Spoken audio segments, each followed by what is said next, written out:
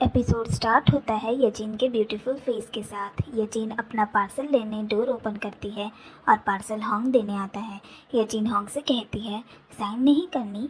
तब होंग कहता है तुम्हारा फेस ही काफ़ी है साइन के लिए।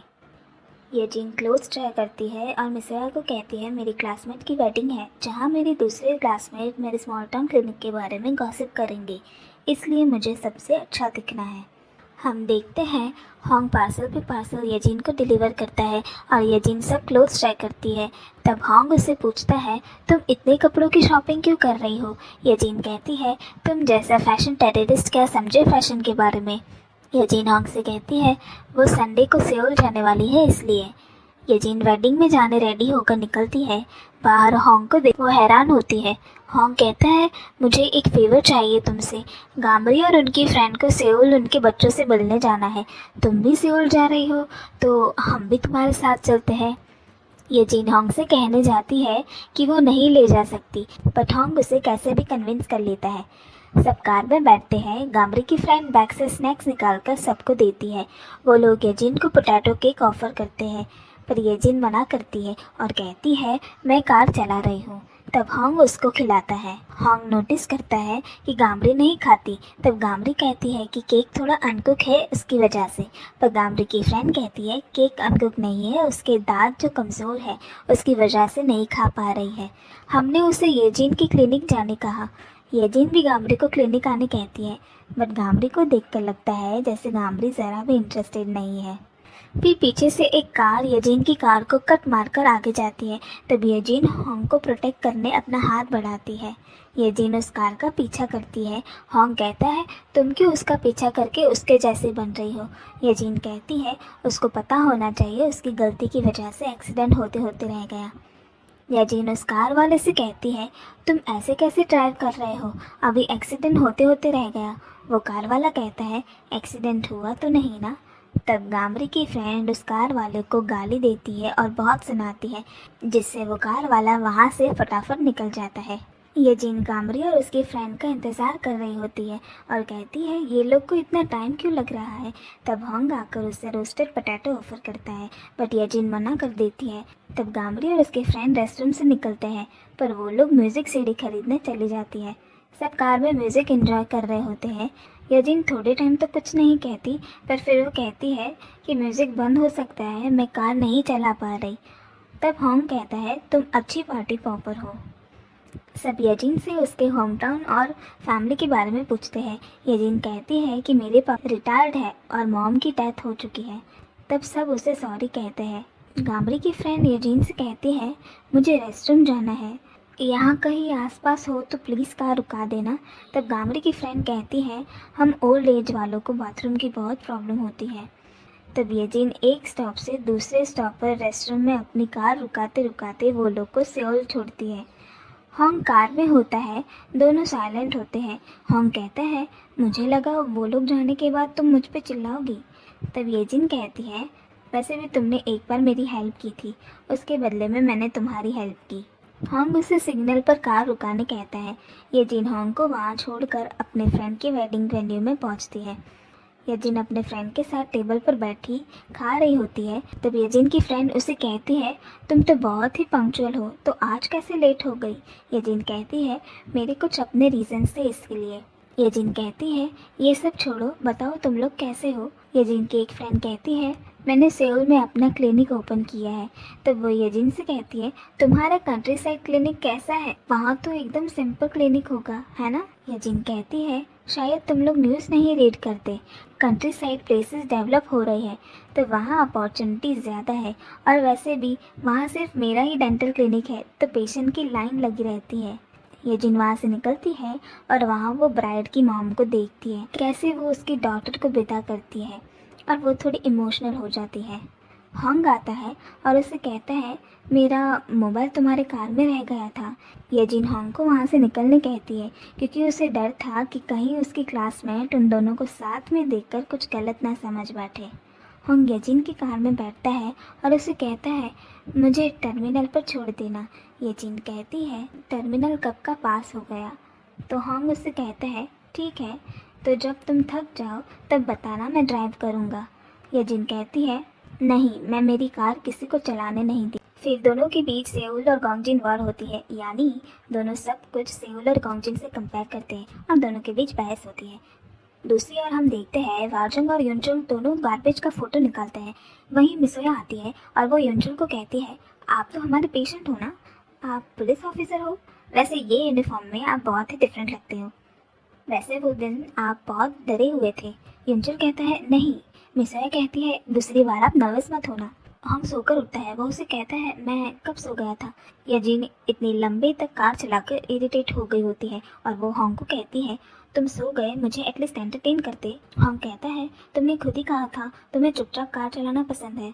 होंग यजीन से कहता है तुम मुझे वाजन के रेस्टोरेंट में छोड़ देना। यजीन अपनी स्किन केयर कर रही होती है और उसकी फ्रेंड ने होंग और यजीन का फोटो ग्रुप में सेंड किया होता है। उसकी फ्रेंड कहती है यजीन का इतना हैंडसम बॉयफ्रेंड है और उसने हमसे ये बात छुपाई। पहले यजीन मैसेज कर रही होती है कि वो उसका बॉयफ्रेंड नहीं है, पर फिर वो होंग का फोटो जूम करके देखती है और कहती है क्या ये सच में हैंडसम है।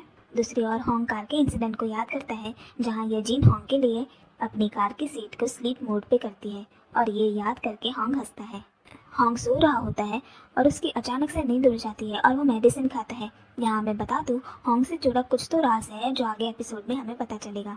नेक्स्ट मॉर्निंग होंग चुनजाई को कॉफ़ी बनाने की ट्रेनिंग देता है।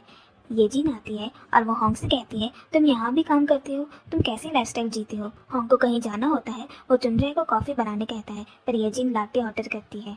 येजिन और मिसोया क्लिनिक ओपन करते हैं। मिसोया अपना मेकअप ठीक करती है, येजिन नोटिस करती है। वहीं युनचुल आता है, तब येजिन समझ जाती है और मिसोया को क्यूट लुक देती है। येजिन युनचुल का रूट कैनाल करके मिसोया को बाकी का काम करने कहती है। तब मिसोया युनचुल से पूछती है तुम फ्री टाइम में क्या करते हो। युनचुल ओपन माउथ से ही कहता है रीडिंग। मिसोया ये समझ जाती है। ये देख युनचुल शॉक हो जाता है और कहता है इसने कैसे समझ लिया। गामरी और होंग दोनों गामरी के यहाँ लंच करते हैं। गामरी अपनी ओल्ड फुटेज लगाकर देखती है। होंग गामरी से उनके बेटे के बारे में पूछता है, तब गामरी कहती है वो बहुत बिजी था। होंग नोटिस करता है गामरी अपना लंच अच्छे से नहीं कर पा रही। यजिन और मिसोया दोनों घर जाते हैं। तब मिसोया यजिन से कहती है कि वो युनचुल को लाइक करती है। उसने क्लिनिक रिकॉर्ड में युनचुल की डिटेल चेक की। तब यजिन उसे डांटने जाती है, पर वहाँ बोरा आ जाती है। बोरा अपने पेट से मिलने आती है। वो यजिन को कहती है आप इसे बाहर वॉक पर नहीं लेकर गए। यजिन कहती है नहीं। बोरा कहती है तो आप इससे बॉन्ड कैसे बनाओगे। दूसरे सीन में हम देखते हैं वाजन और योंगुक येजुन का बर्थडे सेलिब्रेट करते हैं। दोनों के बीच आर्ग्यूमेंट होती है और ये सब येजुन देखता है। वो कहता है आप लोग ऐसे एक दूसरे को फोर्स मत करो। तब वाजन और योंगुक दोनों साथ मिलकर बर्थडे सेलिब्रेट करते हैं। होंग गामरी को पिगी बैंक करते हुए डायरेक्ट क्लिनिक में लेकर आता है क्योंकि गामरी के दांत में प्रॉब्लम है, बट वो जाने से रही तो होंग ने ऐसा करना सही समझा। येजिन गामरी का एक्सरे करके बताती है कि गामरी को तो ज़्यादा पेन होता होगा, ऐसे में खाना खाना बहुत ही मुश्किल होता होगा। बट येजिन कहती है गामरी के दांत हेल्दी है तो वो अभी भी इम्प्लांट करवा सकती है। गामरी कहती है इम्प्लांट तो बहुत ही कॉस्टली होगा, तुम एक काम करो वो दांत ही निकाल दो।